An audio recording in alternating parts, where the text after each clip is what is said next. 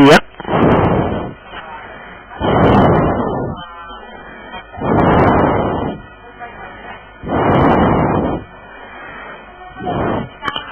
Al comando c'è Royal Cosmos BG che assume l'iniziativa nei confronti del numero 2 di Robinia S, poi a largo c'è il 5, quindi Riffo M, ancora Roxy OM, ed è proprio Robinia S che dà via libera a Royal Cosmos BG, quindi l'errore del numero 5, e quindi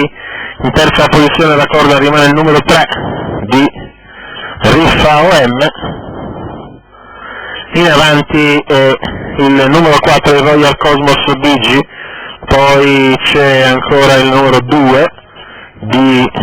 Robinia S, dalle retrovie lo scatto del numero 1 di Roxel, la scia viene presa da Roxy OM e quindi Royal Cosmos BG, Roxel a largo, Roxel che insiste proprio sul numero 4 di Royal Cosmos BG, poi c'è ancora il numero 7 di Roxel rimasto allo scoperto,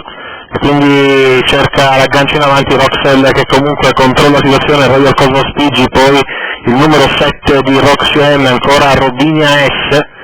quindi in avanti è Roxel che controlla la situazione nei confronti del numero 4 Royal Cosmos BG, poi c'è ancora Robinia S, quindi Roxy OM,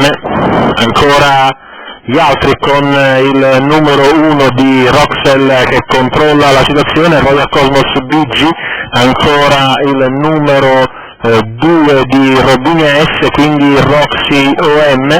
in avanti è lotta aperta fra il numero 1 di Roxel e poi Royal Cosmos BG, quindi il numero 2 di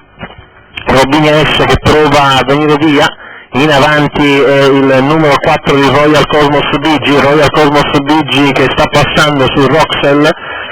cavalli che entra in retta d'arrivo, con Royal Cosmos BG che è passato e viene a vincere facilmente nei confronti del numero 1 e del numero 2, 4-1-2, l'arrivo ufficioso di questa corsa, vittoria per